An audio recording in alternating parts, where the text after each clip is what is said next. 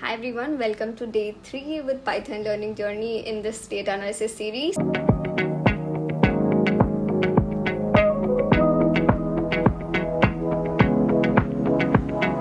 So in the previous video we have learned about what are variables, what are different data types, and in today's session we are going to see more about list manipulation. So watch the video thoroughly, and in the end I might add some questions so you can try solving them.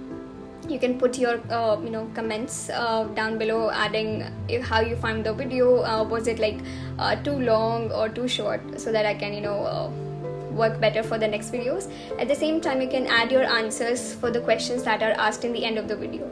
So yeah, stay tuned.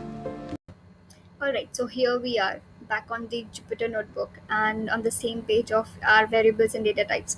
So in the previous session, we have understood there are different data types of data basically. So there are some data that's called which just stores text, integers, lists, tuples. We have learned a lot of things on it. Those who have not watched the video can go back and watch the day 2 video, which is about variables and data types. Now, let's continue with what exactly are lists in depth and understanding more about it. Over here on the top, if you pay attention, there are some pointers that I've added about what exactly are the properties of list, their important characteristics. So initially, we talk about list are in the form of order.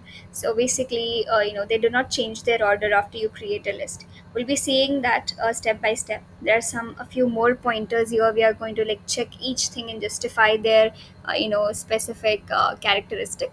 So let's begin. The first one is creating a list. Now we can see here we're talking about creating a list. Let me first show you creating an empty list and print it. So we begin by, so what exactly is a list? First, let me tell you. So list is nothing but collection of lot of data in it. It can be that for example, I'm having 6 students in my class, and I wanted to store each and everybody's marks inside a list. So how do I put that? So first, I'm going to make a variable. Like we know variables, store something. So I'm going to make a variable that's called marks, and for list we use square brackets, which looks like this. Inside square brackets, you can store values. It can be any data type. Either you can store integers, string, mixed data types are also allowed inside list. It's a very flexible data type, I may say. Now, since we were talking about marks, let's say that I have 6 students in my session who is performing, who just gave exams for their Python classes, right? For Python subject, and now here I'm supposed to assign them marks. So I just wanted to store their marks. For example, 60, the other student might have gotten 70, 50, 30, 20, right? So this way, so I can just create a list of values stored inside it.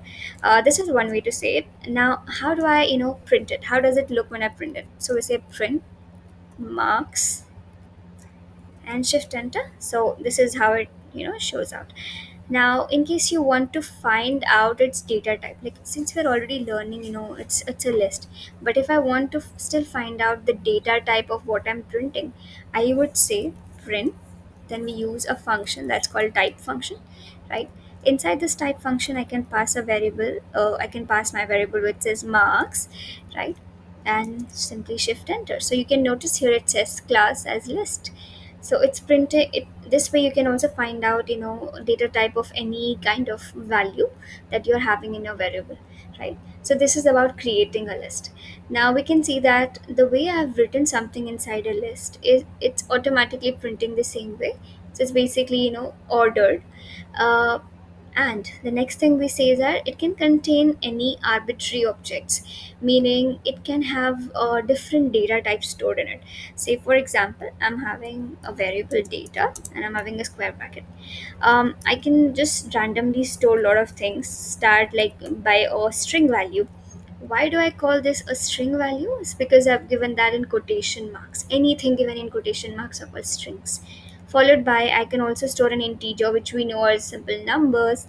Going forward, I can also store a float value, which is a decimal value, or a boolean value, which is nothing but true or false. So this way, and I can print the data. So first I wanted to print the data. At the same time, I also want to check its data type. So this is one way of saying it.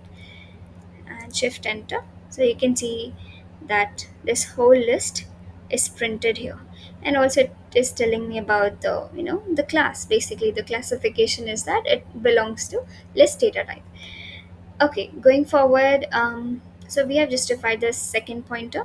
The third pointer is about list elements can be accessed by index. Now, what is index or indexing? Let's understand that, which would obviously bring us to some more pointers that I've given it here, but we will check them step by step. I'll just give you an understanding about indexing here. So, what happens is, let's simply take this example of marks that I'm having. Okay, and I'm not going to print this line, I'm just going to make it marked down. Okay, now in this, if you see, generally what happens is, if inside a list, whatever values you're having, every value is being assigned with a number. So like, imagine that if you want to count number of items, as human we start counting that 1, 2, 3, 4 and 5, right? We go step by step. But computers don't start counting anything from 1 in this way, they start counting it by 0. The first value is being assigned as 0, followed by 1, 2, and so on, right? This is called indexing, and this way, every number is being assigned with a value. Now you might think that why do we even need indexing? Like, what's the use of indexing? So I'm going to make a new line just under this, and let's see what indexing is going to help me with. So let's say that from this entire list I wanted to fetch out a number 60, just 60. With the help of 0, or with the help of the index number, I can reference that and fetch out. So what I'm exactly trying to say is, for example, I'm having uh, yes, now for example I'm having this list of numbers again, so I'll just put the same numbers,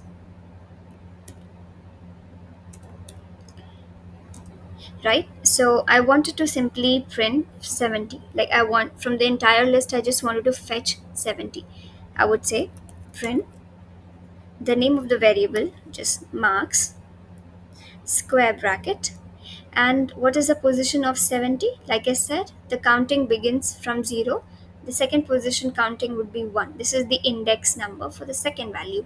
Since I wanted to fetch the second value, it will be 1, square brackets closed, and that's a print function. And there you go, this is how you fetch a value. So this is basically indexing, or you can call it a positive indexing. Now, what is negative indexing? Basically, negative indexing, like it sounds, it's in negatives, as in, now instead of having numbers like in positives, I would start counting it from the last, so it would be like -1. The last value that I'm having, which is 20, is basically -1. Then it is -2, like that way. So it goes like -1, -2, -3, -4, and -5. Now you might have a question that why do we have negative indexing? I could simply take 3 and 4, and in the fourth position I have 20, which is cool, yes, and that works if I just put it here like 4, because 0, 1, 2, 3, and 4. So I have the fourth value. When I just run it, it gives me 20. That's all fine.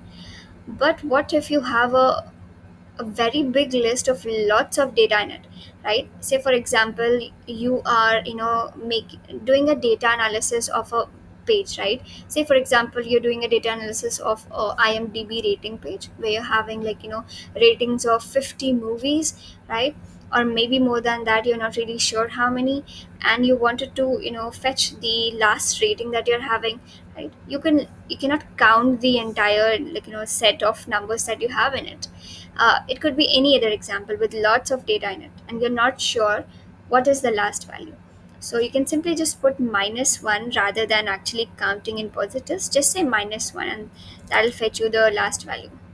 Does the same thing, right?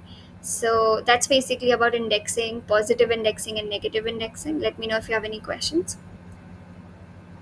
Then we go with the third part, which is list can be nested to arbitrary depth. So what does this mean is, when you're talking about list, say I'm making a variable list, right? Inside a list there is also a possibility like I can have multiple lists, as in a nested list. This is what I'm talking about.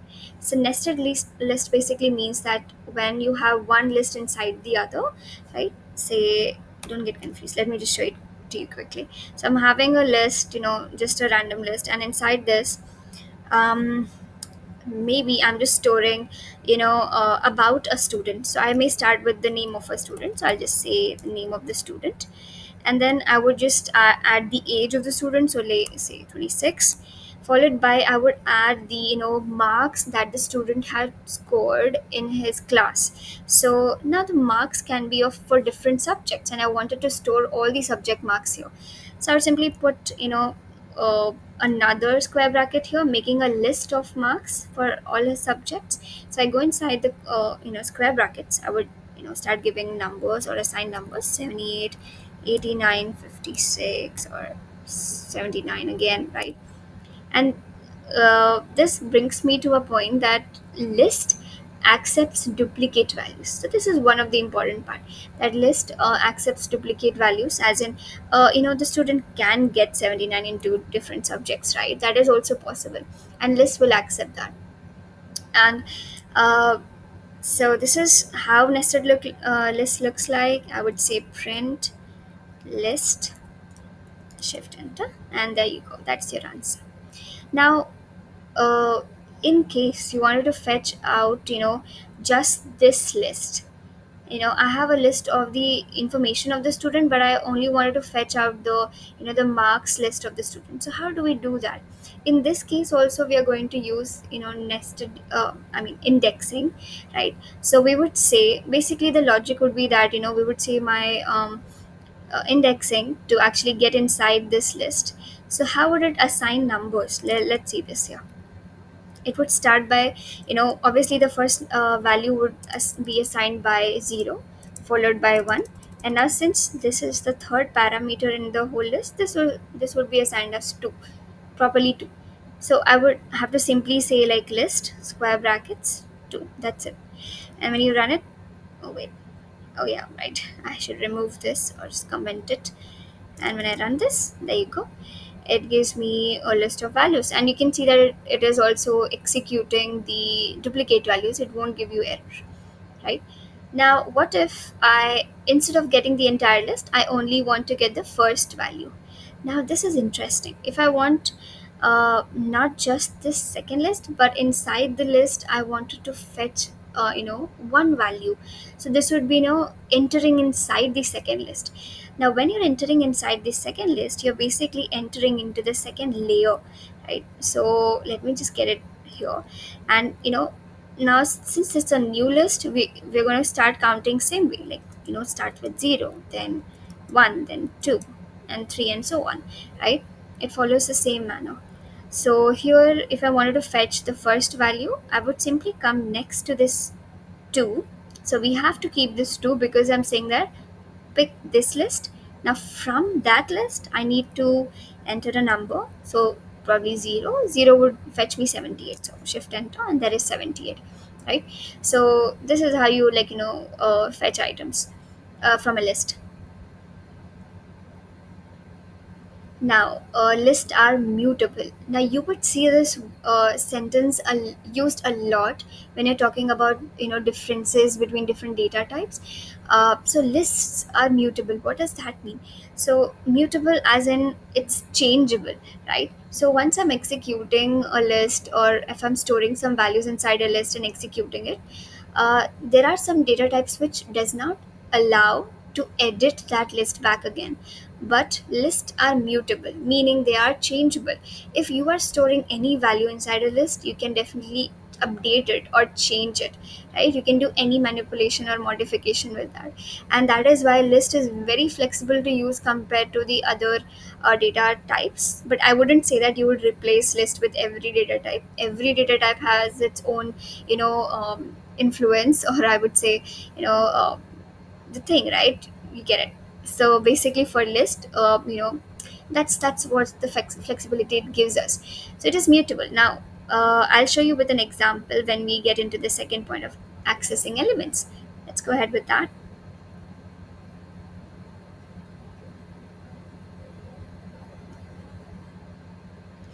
All right, so let me just make a variable fruits, and I'll just store some fruit names maybe like apple.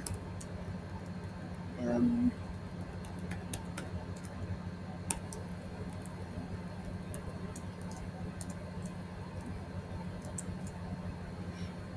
okay, so let me just print fruits.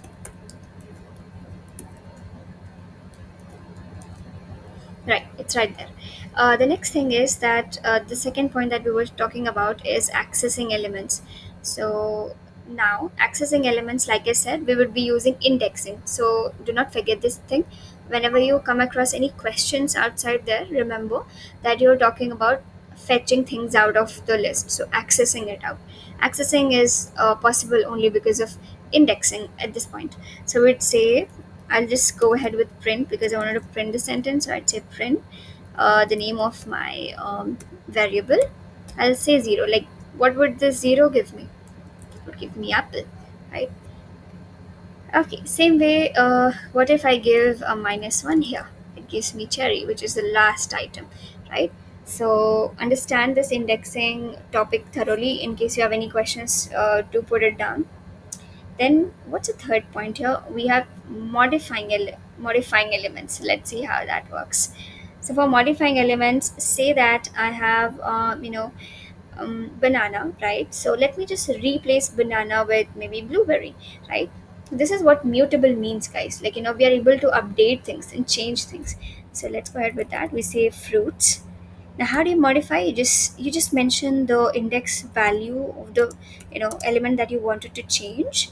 I say one here for banana, and then in quotations I'll just say blueberry.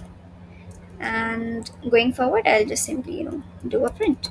So I say print fruits, and there you go. Now it has replaced banana with blueberry. So this is another way of doing it. Okay, next. All right. Now the next thing is adding elements. So in under adding elements, there are two other things. Like we use two terms, which is appending and inserting. Let's see what's the difference between these. Let's go down now. So appending data basically is to add an element to the end of the list.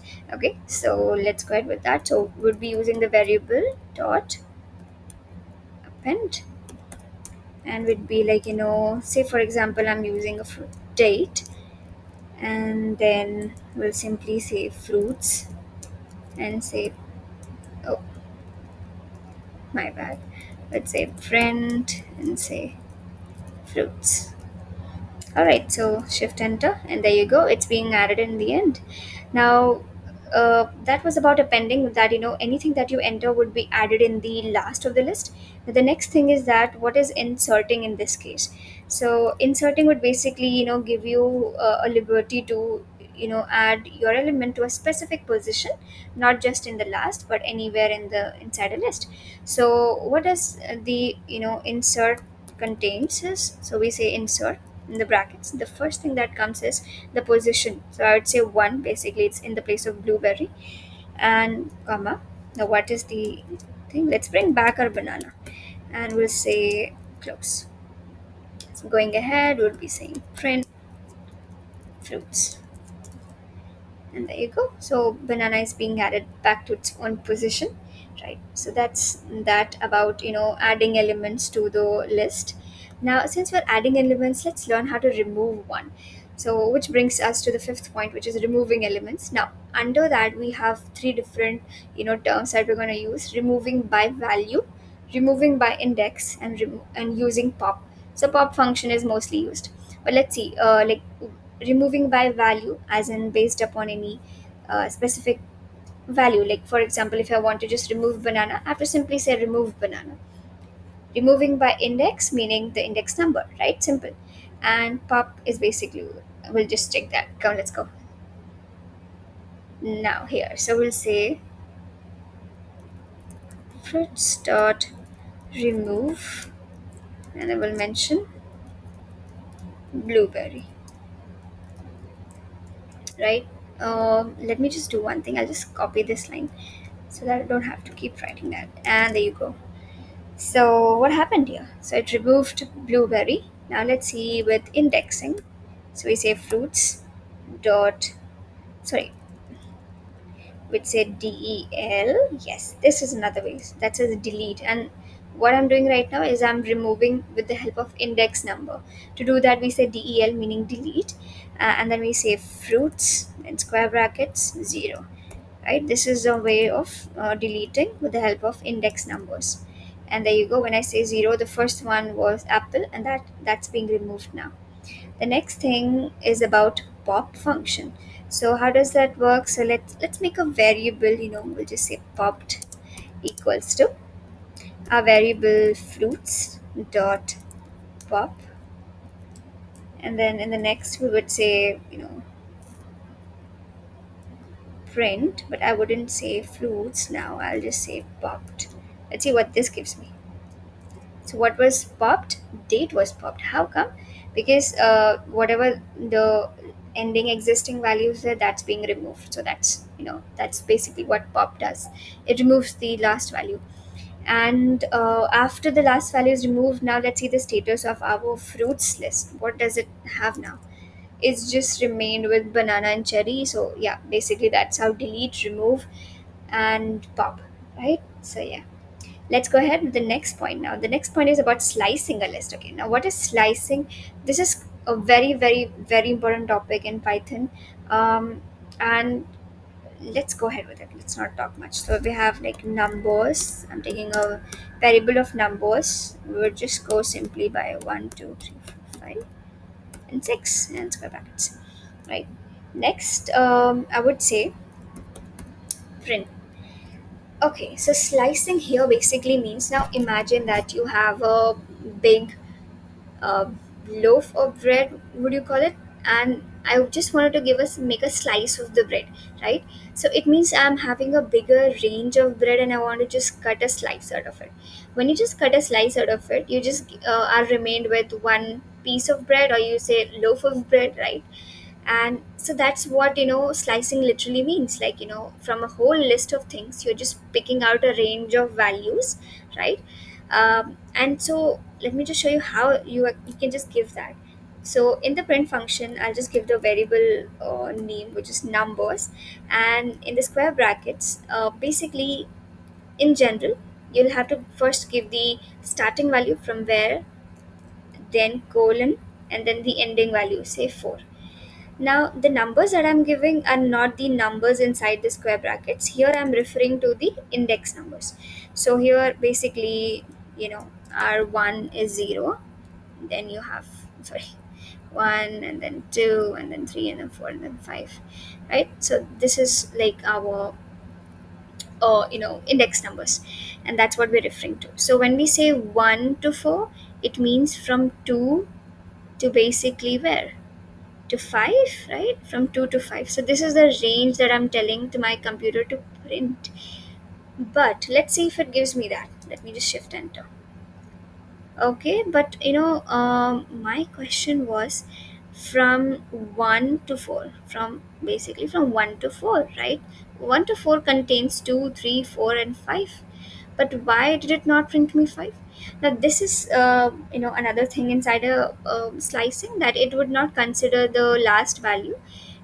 It would just fetch you three numbers from 1 to 4. So from 1, 2, and 3, the last value would not be fetched out. So in case you want 5, then you can simply say 1 colon 6, right? That way. And then this would also have 5. So we are, so sorry, not 6, come on, 5. And this would give me from 2 to 5, right? The fifth value does not come. Fifth value was 6, that did not come. So yeah, that's that. That is about your what do you say, your slicing of a list, right? Let's take more example in understanding slicing of lists. So I would go like, let me just copy this line and paste it here.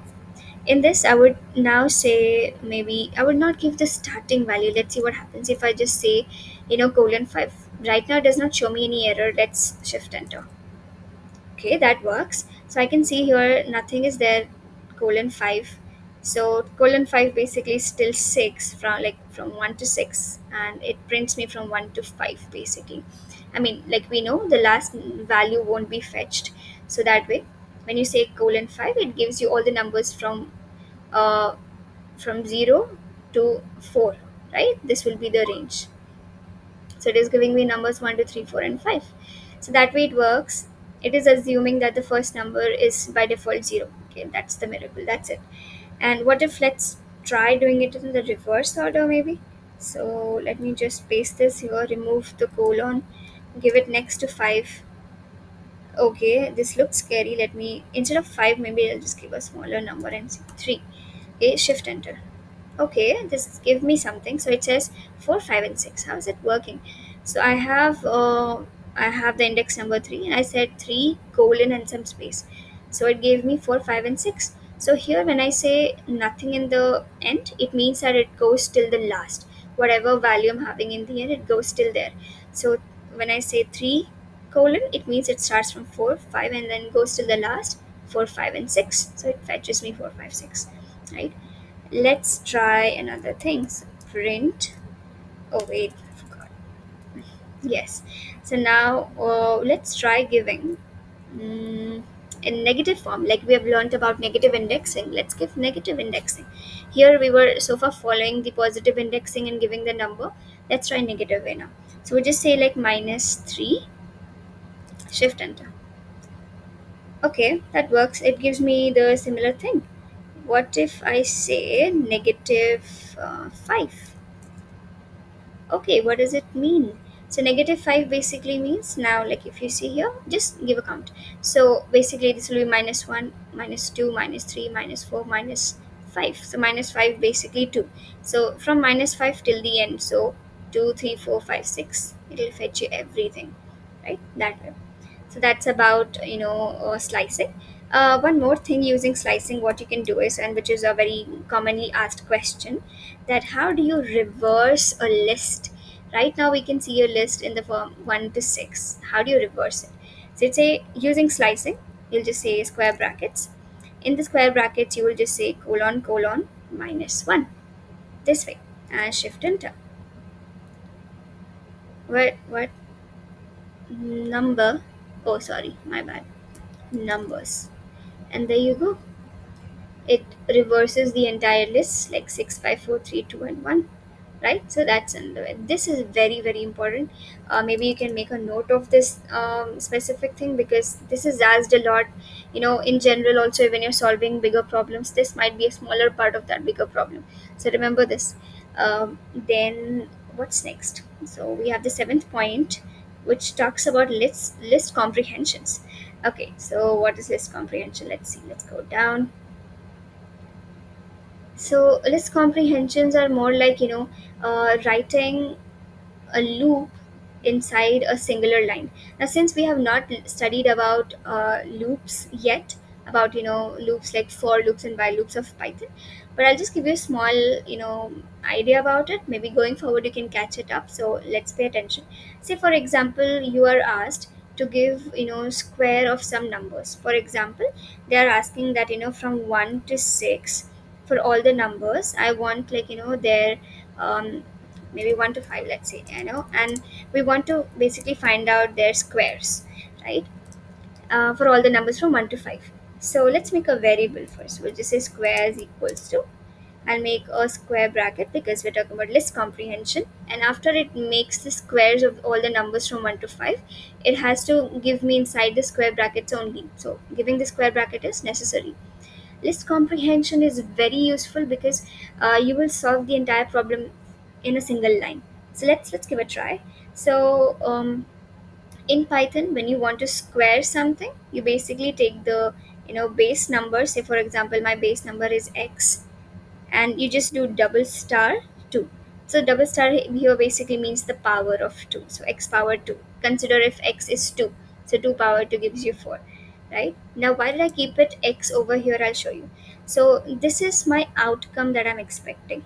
Alright. So in the list comprehension, this is the first thing that you give, that what's your outcome. Then how you're going to fetch the outcome.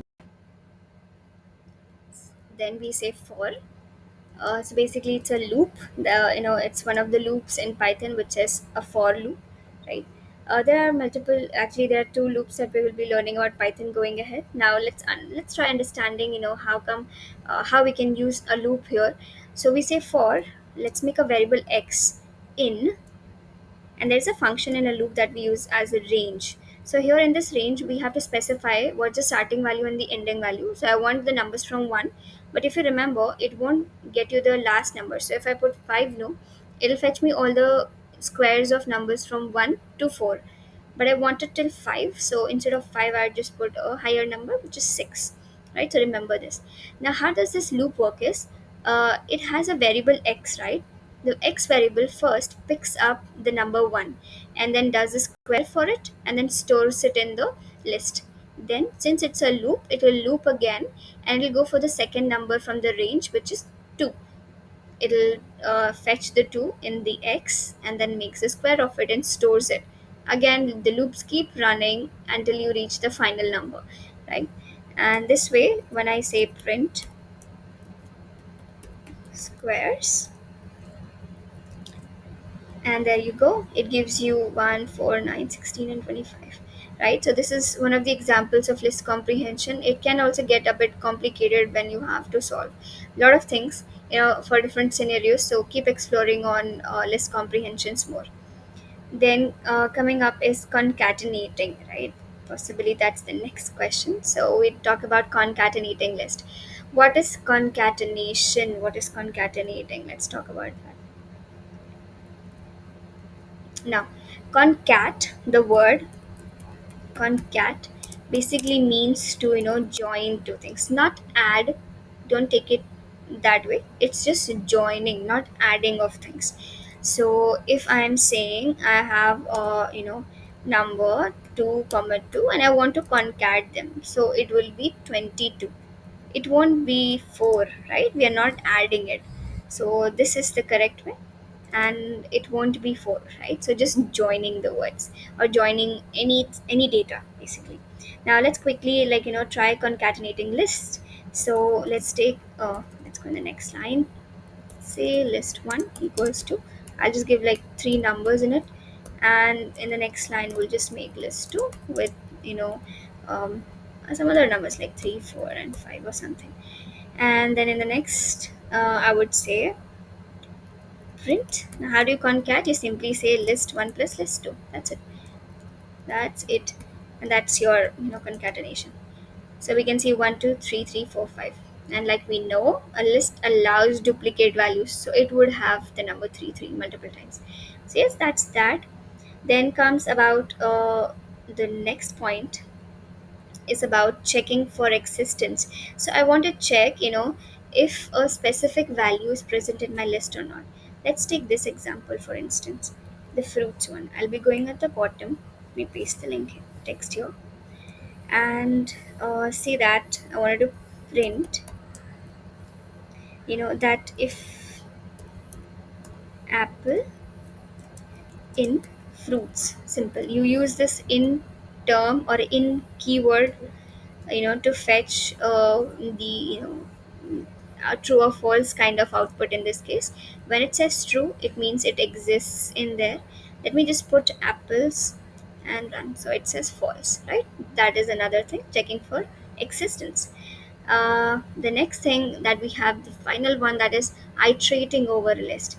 Now understand this, that iterating basically means like looping over a list, which we kind of saw while we were learning about list comprehension. So but let's still take an example here, and you will also understand a bit about for loop. So we'll take the for loop. We'll start by for. Now take the variable I, and I'm using this fruits example. So what does iterating mean here is, and what we're trying to get as an outcome, I'll first tell you that. So from this list, I want to fetch each item one by one and keep printing them in separate lines. Meaning, first my output should be apple, then comes banana, then comes cherry. So I would say for I in fruits, then we give a colon and press enter. Now you would observe that there is something like an indentation gap that creates. This gap is called indentation gap. Now before you get confused, let me first print this thing. Print and I would say I. Let me shift enter. So here we can see that it is running the concept, and then it is, basically the loop picks an item one by one from the list and keeps printing them. Now, why are we giving this list space? This is basically called as indentation gap or indent gap. In case I'm not giving this gap and shift enter, it says that indentation error. Expected an indented block for the for statement. Now, what does it mean is, like, we are running this print statement specifically for the for loop. So we need to, specify that are you simply printing this I, or are you printing this I based on the loop. So giving the space basically, shows that print this print statement is part of that for loop, right? So that way, so this indentation gap is very important. Now Python is very case sensitive, and first thing, I cannot simply give p in capitals, that won't work, right? um, Secondly, the indentation gap, the syntax is very very important. So follow the rules of it, and when you run it, that works. So that's about list comprehension and list, iteration. So we have seen these things, we have covered all the 10 points. Try going through each of them and practice more on these things. So I'll be adding some questions now,